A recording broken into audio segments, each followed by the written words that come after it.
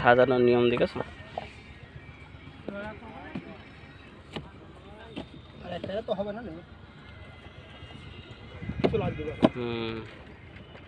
System প্রতিটায় ফাঁকা ফাঁকা থাকছে। তাহলে যেদিক যাচ্ছে ফাঁকা হয়ে যাবে। হ্যাঁ, এটা তুলে দেবে, তুলে দেওয়ার পরে এমনি এরপর আসা যাবে। হ্যাঁ আসা যাবে। ওই দেখি ওইটা ফাঁকা করেন, ওইটা ফাঁকা করেন একটু।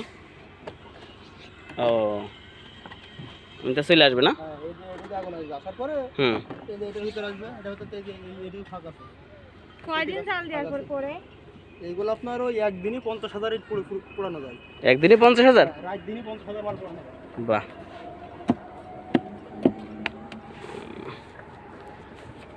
কিছু কিছু ফাইডে আছে, এগুলো আবার নষ্ট হয়ে যাবে না? নষ্ট হবেই, হুম, ভেঙে যাবে এগুলা।